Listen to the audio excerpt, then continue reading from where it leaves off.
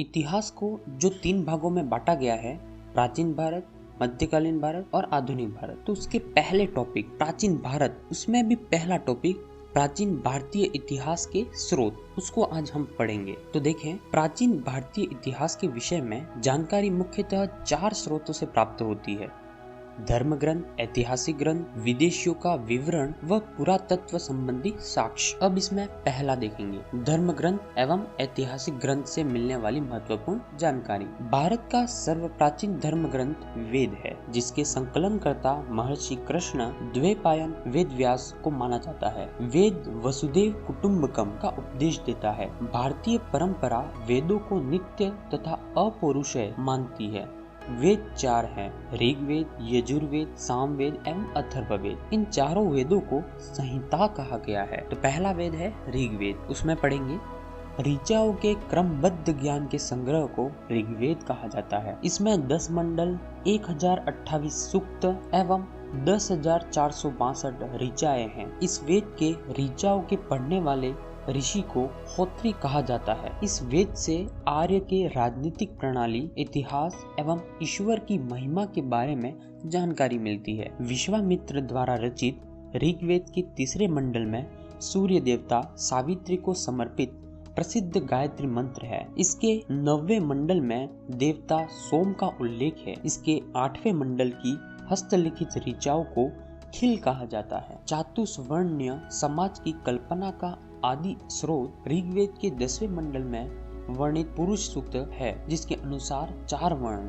ब्राह्मण, क्षत्रिय, वैश्य तथा शूद्र आदि पुरुष ब्रह्मा के क्रमशः मुख, भुजाओं, जंघाओं और चरणों से उत्पन्न हुए। ऋग्वेद के कई परिच्छेदों में प्रयुक्त अधन्य शब्द का संबंध गाय से है। यहाँ पे एक नोट दिया हुआ है। धर्मसूत्र 4 प्रमुख जातियों की स्थितियों, व्यवसायों, दायित्वों, कर्तव्यों तथा विशेषाधिकारों में स्पष्ट विभेद करता है। ईसा पूर्व एवं ईस्वी में क्या अंतर है, वो यहाँ पे एक छोटा सा पॉइंट दिया हुआ है। वर्तमान में प्रचलित ग्रेगोरियन कैलेंडर ईसाई कैलेंडर भी कहते हैं और जूलियन कैलेंडर भी कहते हैं। ईसाई धर्मगुरु ईसा मसीह के जन्म वर्ष पर आधारित है। ईसा मसीह के जन्म के पहले के समय को ईसा पूर्व BC before the birth of Jesus Christ कहा जाता है। ईसा पूर्व में वर्षों की गिनती उल्टी दिशा में होती है।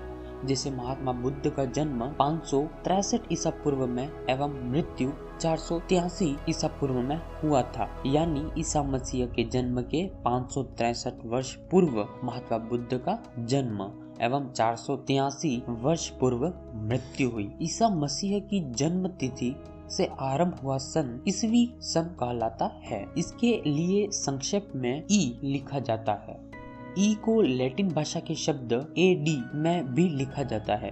AD यानी एनो डोमिनी, जिसका शाब्दिक अर्थ है in the year of Lord Jesus Christ. Vamanavatar के 3 पंगों के आख्यान का प्राचीनतम स्रोत ऋग्वेद है। ऋग्वेद में इंद्र के लिए 250 तथा अग्नि के लिए 200 ऋचाओं की रचना की गई है। प्राचीन इतिहास के साधन के रूप में वैदिक साहित्य में ऋग्वेद के बाद शतपथ ब्राह्मण का स्थान है। यह पहला वेद हो गया ऋग्वेद। अब आता है यजुर्वेद। स्वर पाठ के लिए मंत्रों तथा बलि के समय अनुपालन के लिए नियमों का संकलन यजुर्वेद कहलाता है। इसके पाठकर्ता को अध्वर्यु कहते हैं। यजुर्वेद में यज्ञों के नियमों एवं विधि विधानों का संकलन मिलता है। इसमें बलिदान विधि का भी वर्णन है। यह एक ऐसा वेद है जो गद्य एवं पद्य दोनों में है। अब आता है सामवेद। साम का शाब्दिक अर्थ है गान।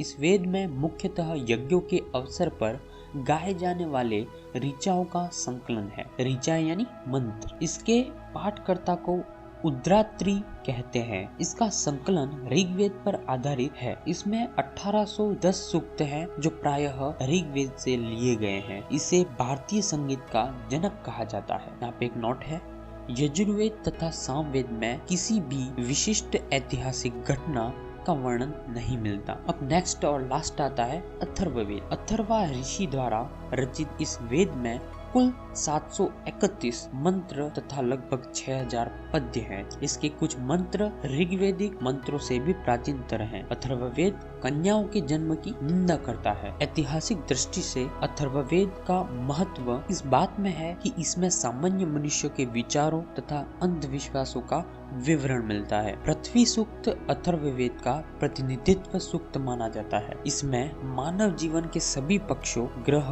निर्माण, कृषि की उन्नति, व्यापारिक मार्गों का गाहन, रोग निवारण, समन्वय, विवाह तथा प्रणय गीतों, राजभक्ति, राजा का चुनाव, बहुत से वनस्पतियों एवं औषधियों, शाप, वशीकरण, प्रायश्चित, मातृभूमि, महात्म्य आदि का विवरण दिया गया है। कुछ मंत्रों में जादू टोने का भी वर्णन है। अथर्ववेद में परीक्षित को कुरुओं का राजा कहा गया है तथा कुरु देश की समृद्धि का अच्छा चित्रण मिलता है। इसमें सभा एवं समिति को प्रजापति की 2 पुत्रियां कहा गया है। वेदों की भी कई शाखाएं हैं जो वैदिक अध्ययन और व्याख्या से जुड़े विभिन्न दृष्टिकोणों का प्रतिनिधित्व करती है। शाकल शाखा ऋग्वेद से जुड़ी एकमात्र जीवित शाखा है। यजुर्वेद को शुक्ल यजुर्वेद और कृष्ण यजुर्वेद 2 शाखाओं में बांटा गया है। माध्यन दिन और काण्व शुक्ल यजुर्वेद अथवा वाजसनेय संहिता की शाखाएं हैं। कृष्ण यजुर्वेद से जुड़ी शाखाएं काठक, कनिष्ठल, मैत्रायणी और तैत्तिरीय हैं। कोथुम, राणायनीय एवं जेमिनीय या तलवारकार सामवेद की शाखाएं हैं। अथर्ववेद की शाखाएं शौनक और पेप्पलाद हैं। यहाँ पे एक नोट है, सबसे प्राचीन वेद ऋग्वेद एवं सबसे बाद का वेद अथर्ववेद है। तो इस तरह से ये चारों वेद कंप्लीट होते हैं और आगे का टॉपिक हम नेक्स्ट वीडियो में देखेंगे। Thank you, have a nice day.